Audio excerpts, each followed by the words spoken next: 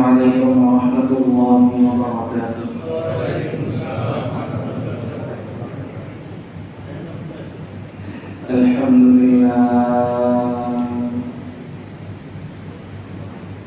الحمد لله نحمده ونستعينه ونستغفره ونؤمن به ونتوكل عليه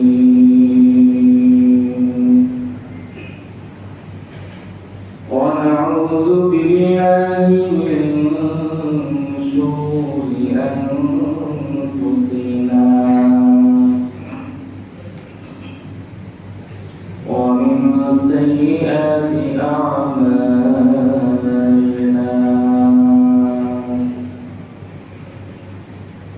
من يهده الله فلا مضل له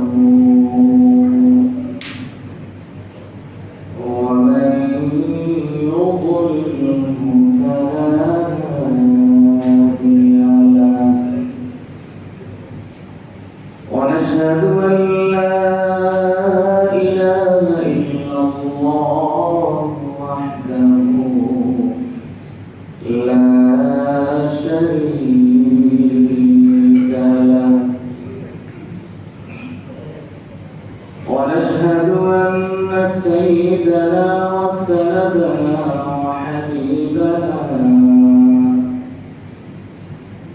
وحبيب ربنا وطبيبنا وطبيب قلوبنا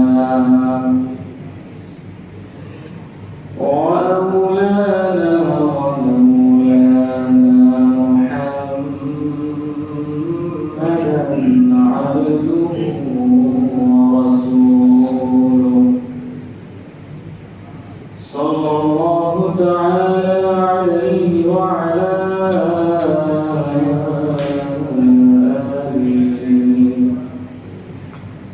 وأصحابه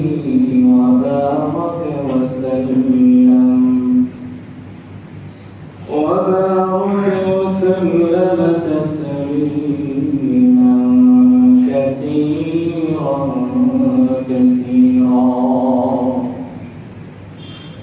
الذي أرسله الله تعالى بالحق إلى كافة الناس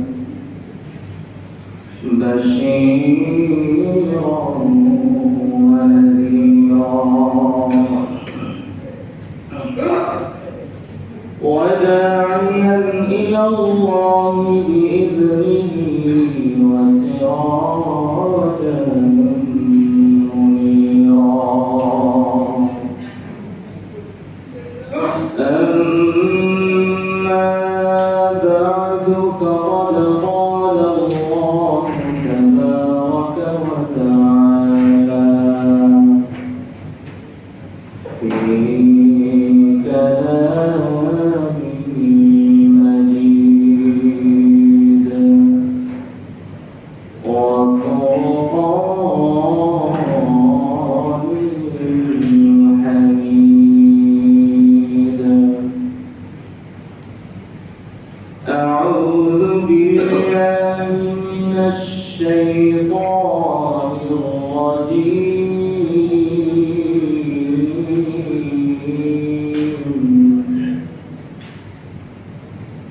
بسم الله الرحمن الرحيم.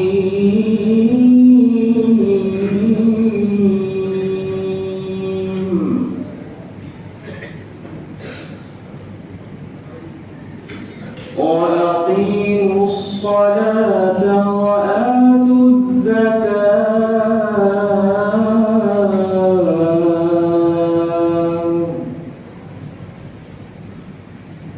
وأقرضوا الله قرضا حسنا وما تقدموا لأنفسكم من خير تجدوه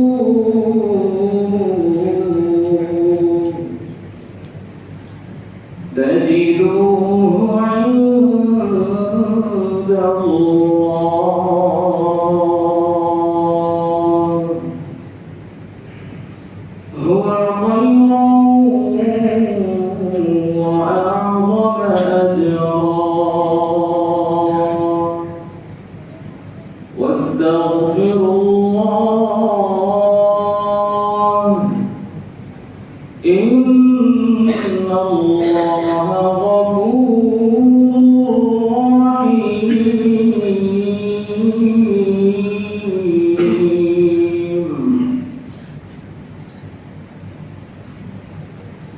وعن أبي هريرة رضي الله تعالى عنه قال: أن أعرابيا أتى النبي صلى الله عليه وسلم فقال: دلني على عمل إذا عملته دخلت الجنة. فقال: لا. فقال: تعبد الله ولا تشرك به شيئا.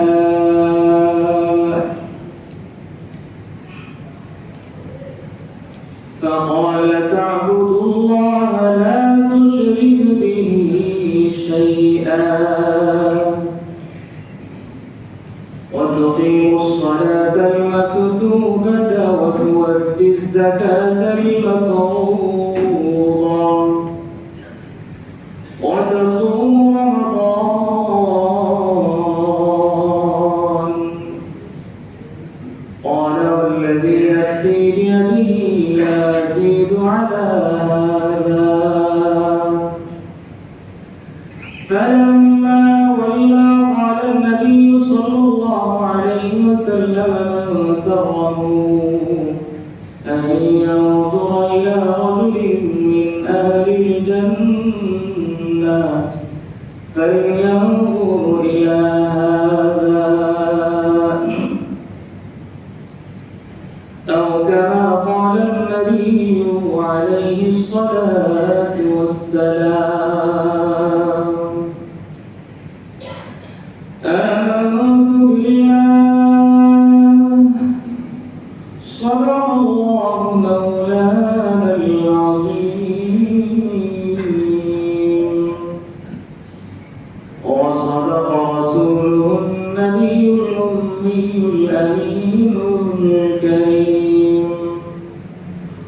ونحن على ذلك لمن الشاهدين والشاكرين. والحمد لله رب العالمين. محبة الشهد شهد والشريك اللهم صل على محمد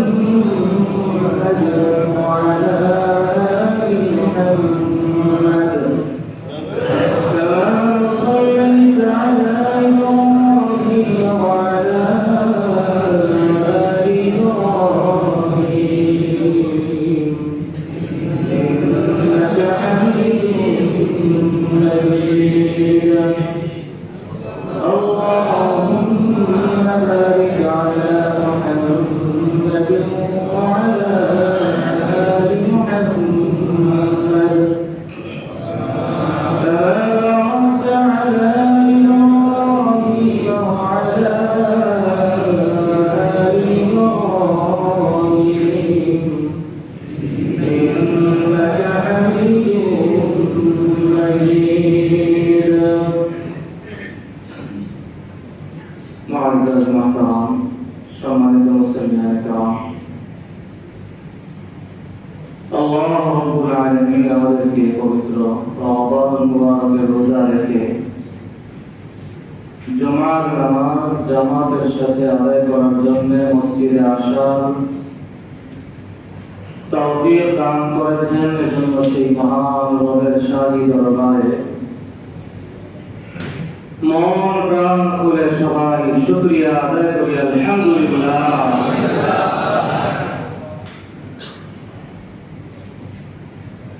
আল্লাহ রাব্বুল আলামিন তার মহান নিয়ামতময় বরকতময় ফজিলতময় একটি মাস রমাদান আমাদেরকে দান করলেন। রমজান খুব দ্রুত আবার আমাদের থেকে বিদায় নিয়ে নিতেছে। বড় সুন্দর বড় স্বাভাবিক ভাবে এবারে রমজানটা যাচ্ছে, ঠিক কিনা? কোনো কষ্ট নাই, কোনো ক্লান্তি নাই, কিছুই নেই। এত সুন্দর এত স্বাভাবিক ভাবে রমজান যাচ্ছে, রমজান চলে যাবে, কিন্তু আমাকে আমার হিসাবের খাতায় একটু নজর করে দেখতে হবে যে আমি আমার জীবনে পাওয়া রমাদান মুবারকের মূল্যায়ন কতটুকু করতে পারলাম, আমি কতটুকু রমজানকে কাজে লাগাতে পারব।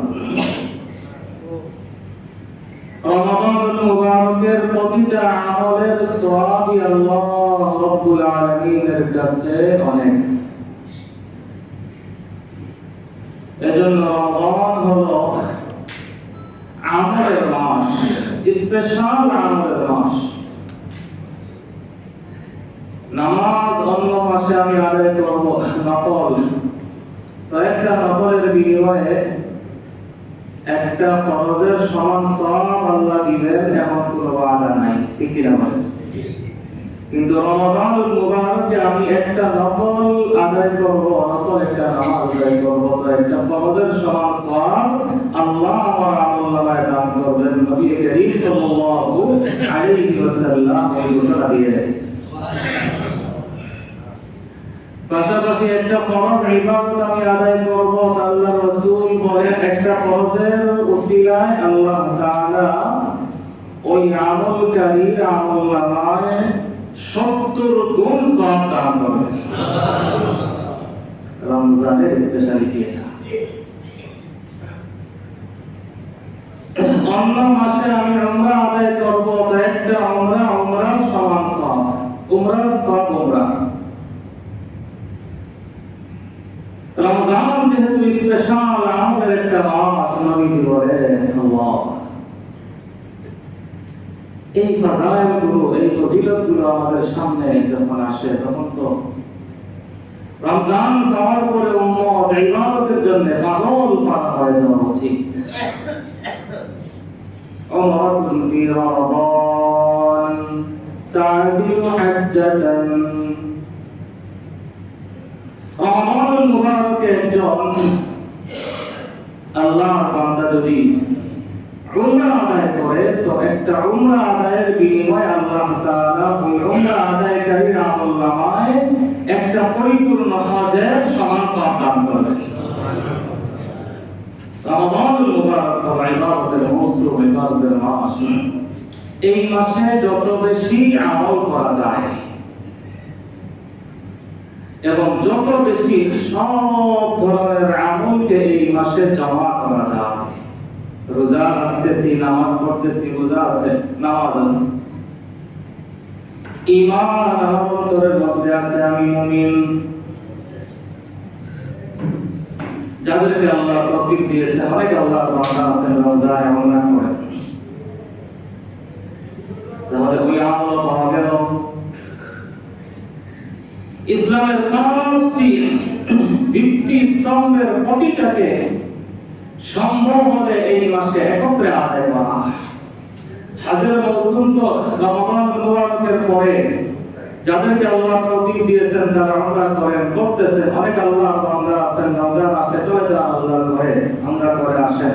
অনেকে আছেন রমজানের শেষ দশকে গিয়ে বাইতুল্লাহ কাবা।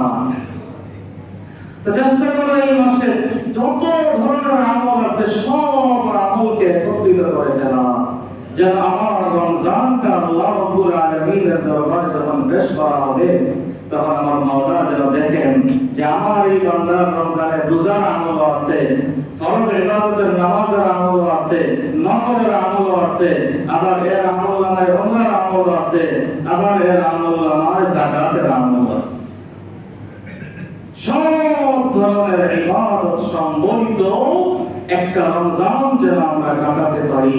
জীবনের প্রতিটা রমজান কেন্দ্রিক মুমিনের এই প্ল্যান থাকা চাই।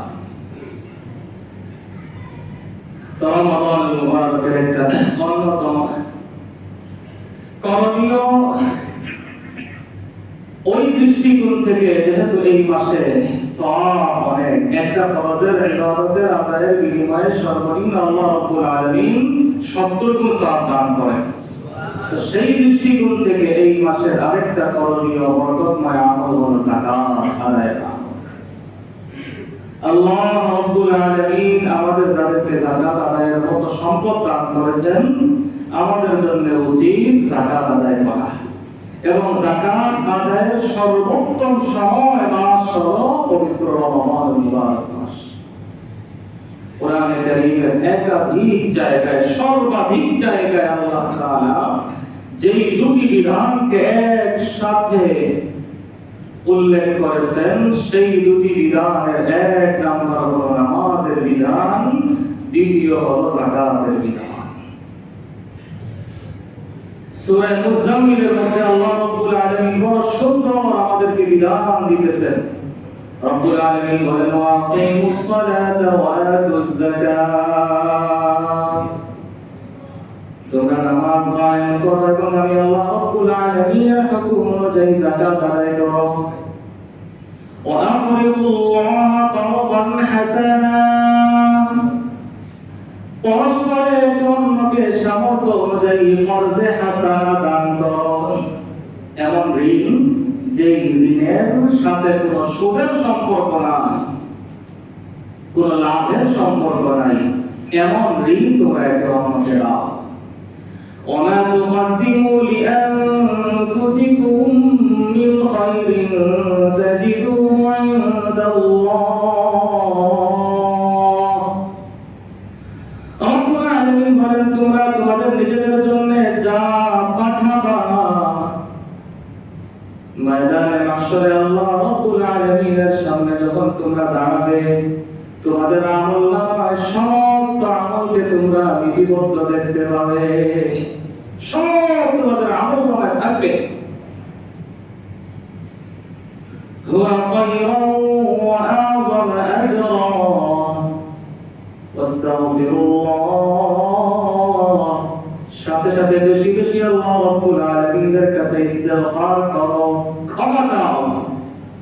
নিঃসন্দেহে আল্লাহ তাআলা ক্ষমাশীল এবং দয়ালু। সূরা মুজাম্মিল আয়াত নম্বর 20।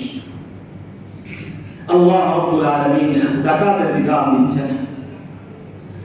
প্রাপ্তবয়স্ক মুসলমান নর-নারী, সুস্থ মস্তিষ্কের অধিকারী যারা এবং যাদের মালিকানায় 52.5 ভরি রূপা অথবা 7.5 ভরি স্বর্ণ অথবা এই দুইটা যে কোনো একটা সমপরিমাণ মূল্য নগদ টাকা আছে, এমন প্রত্যেক মুমিন মুসলমানের উপর যাকাত আদায় করা ফরজ, ফরজ আইন। যদি কেউ যাকাতের বিধানকে অস্বীকার করে, আদায় না করে, অস্বীকার করা, অস্বীকারকারী সম্পূর্ণ কাফের। আল্লাহ রাব্বুল আলামিন মুমিন মুসলমানদের জন্য 4 ধরনের সম্পদের উপর যাকাতকে ফরজ করেছেন। 1 হলো রূপা, 2 হলো স্বর্ণ, 3 নম্বর হলো নগদ টাকা, 4 হলো ব্যবসায়িক মাল। এই 4 ধরনের সম্পত্তির উপরে আল্লাহ রাব্বুল আলামিনের পক্ষ থেকে মুমিন মুসলমানদের উপরে যাকাতের বিধানকে ফরজ করা হয়েছে। রব্বুল আলামিন সূরা তাওবা 60 নম্বর আয়াতে আল্লাহ বলেন, ইন্নামাস সাদাকাতু লিল ফুকারা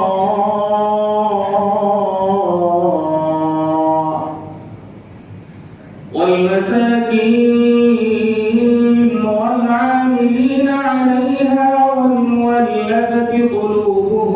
وفي الرقاب والغارمين وفي سبيل الله وابن السبيل فريضة من الله। যাকাত আমি কাকে দিব? গরিব, অসহায় এমন ব্যক্তি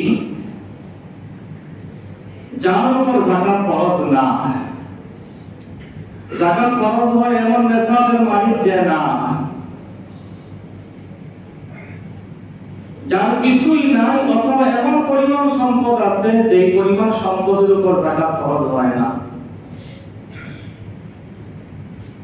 এই ধরনের গরিব অসহায় নিতান্ত যাকাতের হকদার ব্যক্তি খুঁজে বের করে নির্দিষ্ট খাতে যাকাত পৌঁছানো, যাকাত ফরজ এবং প্রতিটা মুমিন মুসলমানের উপরে আল্লাহর পক্ষ থেকে ফরজ বিধান ফরজ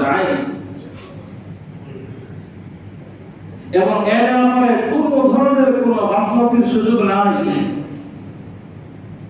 যাকাত আদায়ের ব্যাপারে আমি বাস্তবিক করব আমার দুনিয়াও বরবাদ আখিরাত বরবাদ।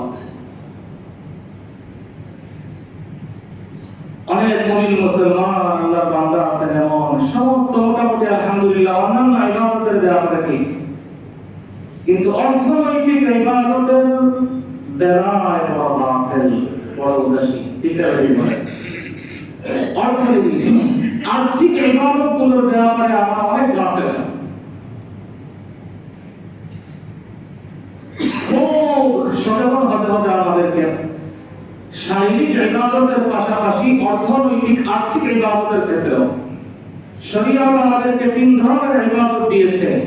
তিন ধরনের ইবাদতের ব্যাপারে আমাদেরকে সচেতন হতে হবে। এক হলো ওই সমস্ত ইবাদত যেগুলোর মধ্যে শুধু শারীরিক ইবাদত, নামাজ, রোজা। আরেক ধরনের ইবাদত আছে যে ইবাদতের মধ্যে শারীরিক শক্তিও লাগে, অর্থনৈতিক শক্তিও লাগে, যেটা হলো হজ।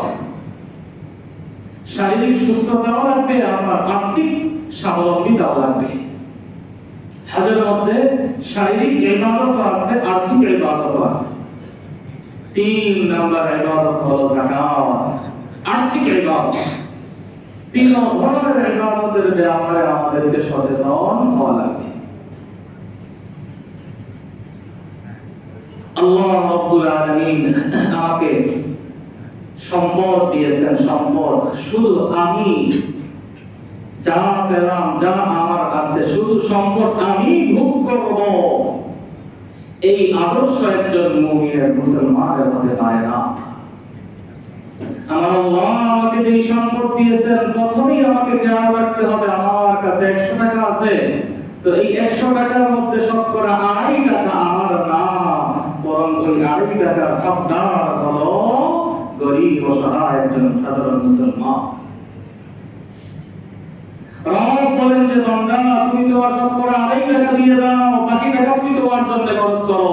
আমি আল্লাহ যখন দেখব তুমি 2.5 টাকা আদায় করে দিয়েছো, তখন তোমার বাকি টাকার মধ্যে আমি আল্লাহ অনেক গুণ বরকত দিয়ে দেব।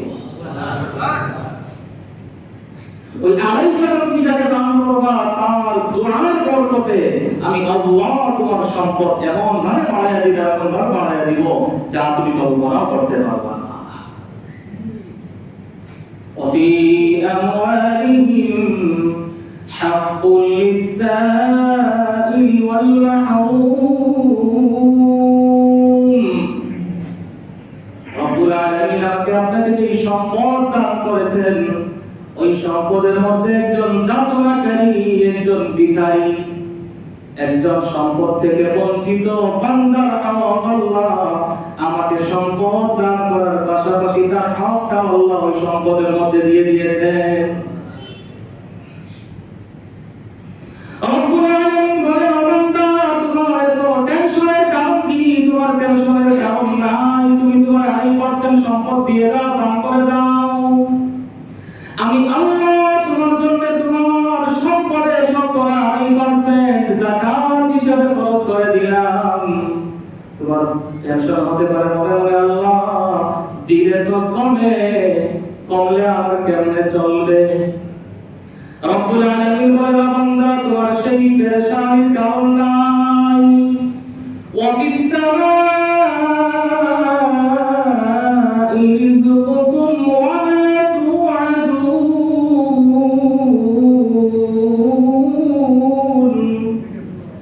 রব্বুল আলামিন বলেন, বান্দা তোমার রিজিকের নিয়ন্ত্রণ তোমার হাতে না। এই আয়াতে আল্লাহ আয়াত শুনে বলতেছেন, ওয়াফিস সামাই রিজকুকুম, ও বান্দা তোমার রিজিক তো আমি আল্লাহ আসমানে রেখে দিয়েছি। তোমার রিজিক তো আসমানে। আয়াতে আল্লাহ বলেন ওয়ালিল্লাহি খাযাইনুস সামাওয়াতি ওয়াল আরদ, আসমান এবং জমিনের খাজানার মালিক কে বলেন? আল্লাহ। তো সেই খাজানার মালিক আমাকে দিলেন, আমিও দিব। তিনি আমাকে দিয়েছেন, আমি দান করব, তিনি আমাকে আরো দিবেন।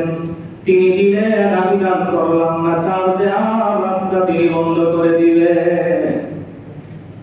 সাহাবী বিলাল রাদিয়াল্লাহু তাআলা আনহুর মতো একজন সাহাবী, নিঃস্ব।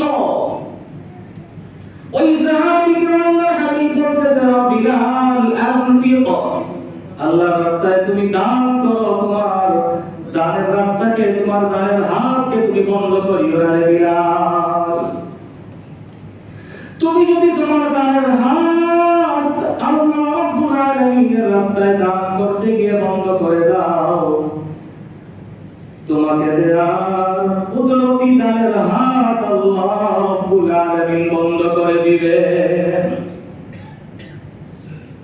এজন্য আমাকে আল্লাহ সম্পদ দিয়েছেন, এই সম্পদটার বরকত, সম্পদের পবিত্রতা সব কিছু নির্ভর করে আমার সম্পদের সঠিক ব্যবহারের উপর। আমার সম্পদের মধ্য থেকে যদি নির্দিষ্ট পরিমাণ যাকাত আমি আল্লাহর রাস্তায় দান করি, তাহলে ওই নির্দিষ্ট পরিমাণ যাকাত আদায়ের বিনিময়ে আল্লাহ রাব্বুল আলামিনের পক্ষ থেকে আমার বাকি সম্পদটাকে বরকত দ্বারা ভরপুর করে দেওয়া হবে। কল্পনা করতে পারবো না আমি এমন বরকত আল্লাহ আমাকে দান করবেন।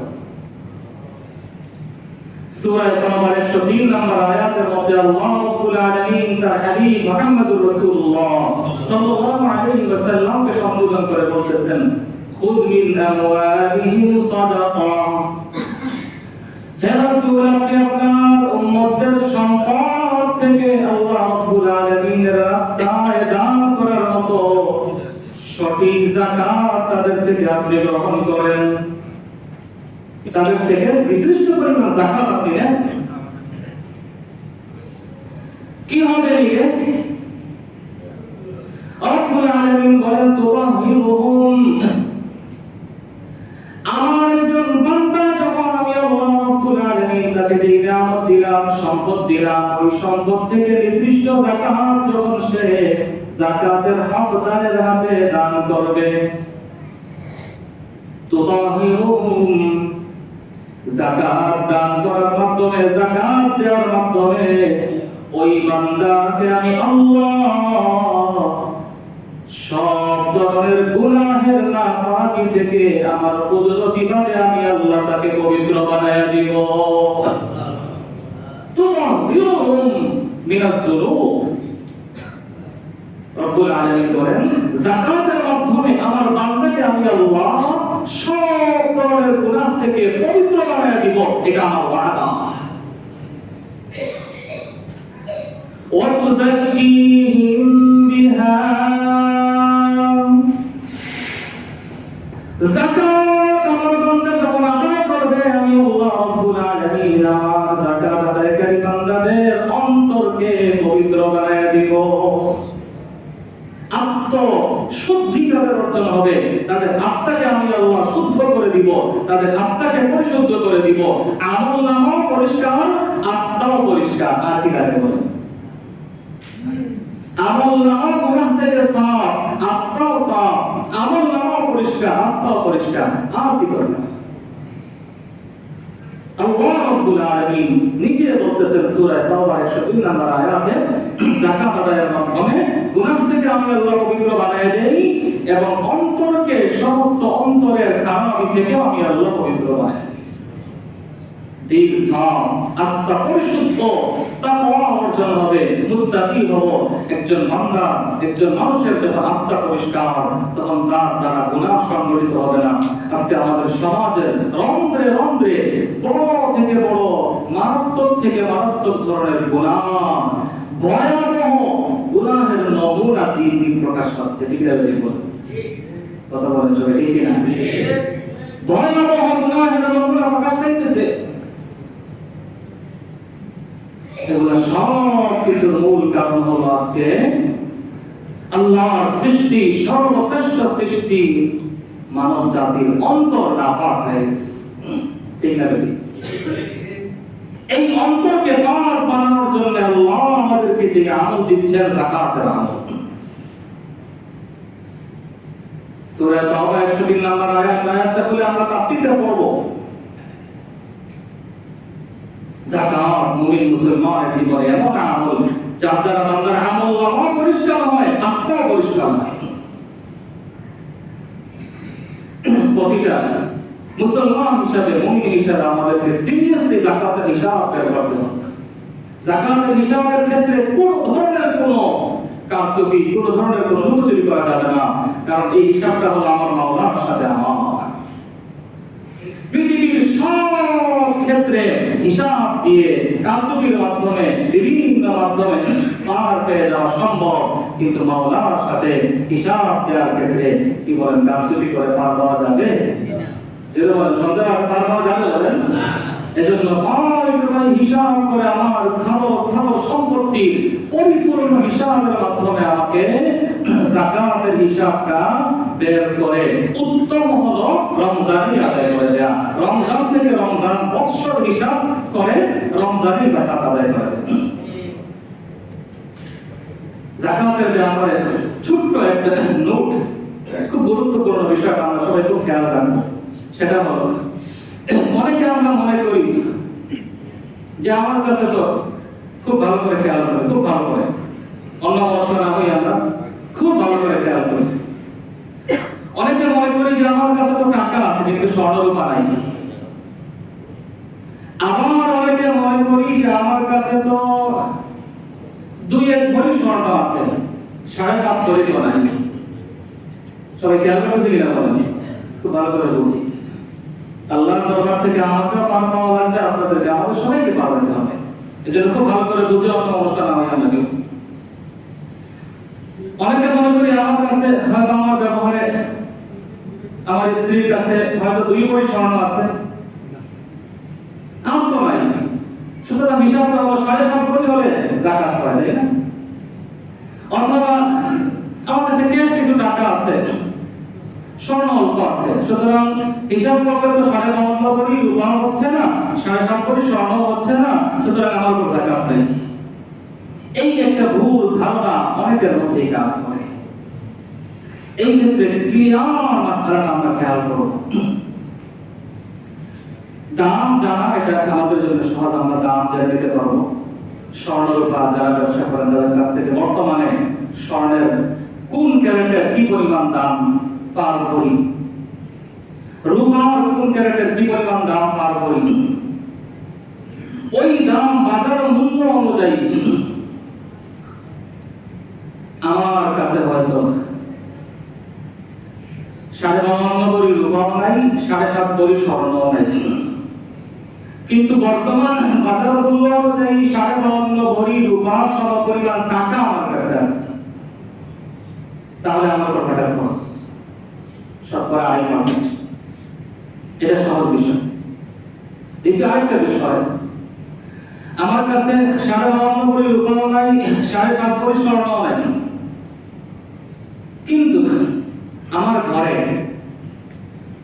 1 ভরি, 2 ভরি, 2.5 ভরি, 3 ভরি অল্প পরিমাণ 2-4 ভরি, 2-1 ভরি স্বর্ণ আছে। আমার নগদ ক্যাশ কিছু টাকা আছে এমন পরিমাণ যে ওই 1 ভরি স্বর্ণ আর ওই নগদ ক্যাশ টাকা হিসাব করলে 52 ভরি রূপার সমপরিমাণ দাম হয়ে যায়, বর্তমান বাজার মূল্য হয়ে যায়, তাহলে আমার উপর টাকা খরচ। আমার ঘরে আমার ব্যবহারে 2-1 ভরি স্বর্ণ আছে, আমার ক্যাশ 50,000 টাকা আছে, কথার কথা উদাহরণস্বরূপ 1 ভরি স্বর্ণ আছে, আবার ক্যাশ অল্প কিছু টাকা আছে, দুটোটা মিলালে 52 ভরি রূপার দাম হয়ে যায় আমার উপর টাকা খরচ। যাকাত দেওয়ার ক্ষেত্রে যাকে দিচ্ছি তার সম্পূর্ণ অবস্থাটা যাচাই করে একদম নির্ধারিত, নির্দিষ্ট সঠিক খাতের হাতে যাকাতটা উঠায় দেয়া। যাকাত দেওয়ার ক্ষেত্রে আপনজনদেরকে যাকাত দেওয়া অনেক আগ্রহ থাকে আমাদের। এক্ষেত্রে আমার থেকে নিচে যারা, আমার থেকে উপরে যারা, বংশীয় ক্রম অনুসারে তাদেরকে যাকাত দেওয়া যাবে না। বাবা, তার ছেলে, ছেলের ছেলে, নাতি, এইভাবে নিচের দিকে যারা, তাদেরকে যাকাত দিতে পারবেন না। আবার উপরের দিকে যারা আছেন, আমার বাবা, বাবার বাবা, ওনাদেরকে যাকাত দেওয়া যাবে না। সমান লেভেলের যারা, ভাই ভাইকে যাকাত দিতে পারবে। এইভাবে আত্মীয় স্বজনদের ক্ষেত্রে, যাকাতের ক্ষেত্রে এই বিষয়টা আমরা খেয়াল। দ্বিতীয় বিষয় হলো যাকাত আদায়ের ক্ষেত্রে সবার আগে খেয়াল করা যে যাকে আমি যাকাত দিচ্ছি সে এই যাকাতটা গ্রহণের সঠিক হকদার কিনা। এই হকদার খুঁজে তার হাত পর্যন্ত যাকাতটা পৌঁছায় না। হকদার আমার আশপাশে থাকলে আলহামদুলিল্লাহ, বর্তমান চলমান আমাদের আশপাশে অনেক মাদ্রাসা আছে, অনেক মাদ্রাসা আছে। এই সমস্ত মাদ্রাসাগুলোতে লিল্লাহ বোর্ডিং এতিমখানা, লিল্লাহ বোর্ডিং ফান্ড থাকে। ওই ফান্ডে যাকাতের টাকাটা জমা হয় এতিম অসহায় গরিব ছাত্রদের পুরো বৎসরের কোরআন তেলাওয়াতের দ্বীনি ইলম শিখার জন্য যেই ব্যয়, ওই ব্যয়টা ওই খাত থেকে করা হয়। এটা হচ্ছে আমাদের জন্য সবচেয়ে সুন্দর সুযোগ, আমাদের যাকাত নামক এই বরকত ইবাদতটা সর্বোত্তম পদ্ধতিতে আদায়ের। যাকাতের ব্যাপারে আরেকটা দুয়াশা, আরেকটা সমস্যা আমাদের, সেটা হলো অনেকে মনে করি আমি তো 1 টাকা ঋণ। যাকাতের সাথে ঋণের একটা সম্পর্ক। এক্ষেত্রে সব মাসআলা করার আলোচনা এখানে সম্ভব না। যে বিষয়গুলো বেশিরভাগ আলোচিত সেগুলো নিয়ে সংক্ষিপ্ত আলোচনা। আমি একজনের কাছে ঋণ পাই, একজনকে আমি ঋণ দিয়েছিলাম। এখন অনেক ক্ষেত্রে আমার মনে আসতে পারে যে ও তো আমাকে টাকা দিচ্ছে না, দিবেও না, যা বুঝতেছি এক কাজ করি, আমার যাকাতের যে টাকাটা আসছে ওই ঋণ থেকে টাকাটা কাটাই নিই। এই ক্ষেত্রে এভাবে যাকাত কর্তন হবে কিনা, এক্ষেত্রে অনেকে মাসালা জিজ্ঞাসা করছেন। এক্ষেত্রে খুব খেয়াল করতে হবে। আপনার কাছ থেকে আমি ঋণ নিয়েছি,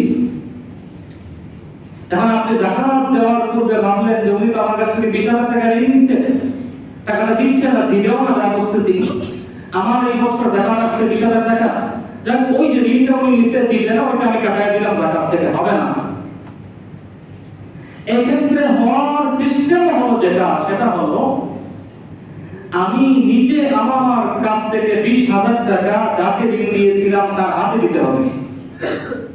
তার হাতে দিয়ে তাকে বলতে হবে তুমি তো আমার কাছ থেকে ঋণ নিয়েছো 20,000 টাকা, দিচ্ছ না, দিবা দিবা বলো। সে বলবে যে ভাই আমি পারতেছি না, আমার তো এই সমস্যা। ঠিক আছে, তোমাকে আমি আমার যাকাত বাবদ এই টাকাটা দিলাম, তুমি নাও, এবার তুমি মালিক, এবার তুমি আমাকে আমার ঋণ দিয়ে দাও। এই সুরত অবলম্বন করলে আদায় হবে, তাছাড়া ওইভাবে যাকাতের অর্থ কর্তন করা হবে না। অনেকে জিজ্ঞাসা করছেন মাসলাটা জানতে ক্লিয়ার করলাম। দ্বিতীয় আরেকটা বিষয় হলো ঋণ আছে আমার, যে কোনো ধরনের ঋণ, বড় ধরনের ঋণ। আমার নগদ টাকা 3 লাখ টাকা বর্তমান ক্যাশ, আমার ঋণও 3 লাখ টাকা। তো হিসাব করলে দেখা যায় আমার ব্যালেন্স এবং ঋণ সমান সমান। এক্ষেত্রে আমাকে খেয়াল করতে হবে ঋণ দুই রকম, দাইলে মুআজ্জাল, দাইলে মুআজ্জাল। এক হচ্ছে এমন ঋণ যেটা নগদ এখনই আদায় করতে হবে, আগামী মাসে আমাকে পুরো 3 লাখ টাকা দিয়ে দিতে হবে। যদি এমন ঋণ আমার জিম্মায় থাকে তাহলে আমাকে যাকাত দিতে হবে না, কারণ ঋণের অর্থটা আমাকে পুরো এককালীন একসাথে দিতে হচ্ছে। আর যদি এমন হয় যে যার কাছ থেকে আমি ঋণ নিয়েছি ওনার সাথে আমার ঋণ নেওয়ার সময় চুক্তি হয়েছে 3 লাখ টাকা আমি একসাথে দিতে পারবো না, দিব না, প্রতি মাসে আপনাকে 10,000 টাকা করে দিব, কথার কথা। সেক্ষেত্রে আমার যদি বর্তমান ব্যালেন্স আমার বৎসরান্তে যদি আমার বর্তমান নগদ টাকা 3 লক্ষ টাকা হয়, কথার কথা উদাহরণস্বরূপ, তাহলে যাকাত আদায়ের ক্ষেত্রে আমাকে 2,90,000 টাকা যাকাত দিতে হবে। 10,000 টাকা আমার মাসিক ঋণ আদায়ের অ্যামাউন্ট হিসাবে কর্তন যাবে, বাকি টাকা আমাকে যাকাত আদায় করতে হবে। এইভাবে খুব হিসাব করে যাকাত আদায়ের ব্যাপারে আমাদের সবাইকে খুব সাবধান হতে হবে। আল্লাহ রাব্বুল আলামিন বড় খুশি হন বান্দা যখন যাকাত আদায় করে। রব্বে কারীম যারা নামাজ কায়েম করেন, যাকাত আদায় করেন, যারা আল্লাহর উপর পরিপূর্ণ বিশ্বাস করেন, সূরা নিসা আয়াত নম্বর 162 আল্লাহ রাব্বুল আলামিন বলেন, আমি ওয়াদা দিলাম এদেরকে সবচেয়ে উত্তম পুরস্কার আখিরাতে দান করব। উলাইকা সানুতিহিম আজরান আযীমা, এদেরকে আমি আল্লাহ কথা দিলাম আজর আযীম, অর্থাৎ জান্নাতুল ফেরদাউস তাদেরকে আমি আল্লাহ দান করব। যারা নামাজ কায়েম করবে, যাকাত দিবে এবং আখিরাতে বিশ্বাসী হবে, আল্লাহ বলেন তাদেরকে আমি কথা দিলাম জান্নাতুল ফেরদাউস আমি আল্লাহ নিজে দান করব। আল্লাহ রাব্বুল আলামিন বলেন যাকাত যে আদায় করবে, وقال الله إني معكم সূরা মাইদা আয়াত নম্বর 12 আল্লাহ রাব্বুল আলামিন বলেন, ও বান্দা আমি কথা দিলাম আমি আল্লাহ দুনিয়াতেও তোমার সাথে আছি, থাকবো, আখিরাতেও আমি আল্লাহ তোমার সাথে থাকবো ইনশাআল্লাহ। কি করলে? লাইন আকামতুস সালাহ, যদি তুমি যাকাত আদায় করো। আল্লাহ রাব্বুল আলামিন বলেন লাইন আকামতুস সালাহ, যদি তোমরা নামাজ কায়েম করো, যাকাত দাও, আমার রাসূলের উপর ঈমান আনো, আমার রাসূলকে সম্মান করো, আল্লাহর রাস্তায় আল্লাহর বান্দাকে লাভহীন মুনাফাবিহীন কোন ইন্টারেস্ট বিহীন কর্জে হাসানা ঋণ দান করো, যদি এই গুণগুলো তোমরা অর্জন করতে পারো, আমি আল্লাহ এক নম্বর ঘোষণা দিলাম আমি দুনিয়া আখিরাতে তোমার সঙ্গী তোমাকে আমার রহমত দ্বারা বেষ্টন করে রাখবো। যখনই বিপদে পড়বা তখন আমাকে পাবা ইনশাআল্লাহ, আমি আল্লাহর কথা দিয়েছি। এবং আমি আল্লাহ কথা দিলাম লা উকাফিরান্না আনহুম সাইয়্যাতিহিম, আমি আল্লাহ কথা দিলাম তোমার জীবনের গুনাহগুলোকে আমি আল্লাহ মাফ করে দেব। ওয়া উদখিলান্নাকুম জান্নাত তাজরি মিন তাহতিহা আল-আনহার, এবং আমি কথা দিলাম তোমাকে জান্নাতে আমি আমার নিজ দায়িত্বে প্রবেশ করাবো। যাকাত যদি আমি আদায় না করি, ময়দানে মাশরে ওই যাকাত আমার জন্য সাপের আকার ধারণ করবে। বুখারী শরীফের হাদিস, আল্লাহ রাসূল বলেন ওই সাপ দুই পাশ থেকে আমার চেহারায় দংশন করতে থাকবে এবং আমাকে বলতে থাকবে আমারুকা আনা কানজুকা, ও বনি আদম আমি তোমার সম্পদ, আমি তোমার সঞ্চয় করা সম্পদ, আমি তোমার দুনিয়ার জমিনে দান না করে যাকাত না আদায় করে সঞ্চয় করে রেখে দেওয়া সম্পদ। সুতরাং যাকাতের ব্যাপারে আমাদেরকে সচেতন হতে হবে। মাতারা মুসলিম আরেকটা বিষয়, আগামী জুমাবার 20 রমাদানুল মুবারক, তো ইতিকাফ সম্পর্কে রমাদানুল মুবারকের শেষ দশকের ফজিলত সম্পর্কে ইনশাআল্লাহ আগামী জুমাতে আলোচনা করব।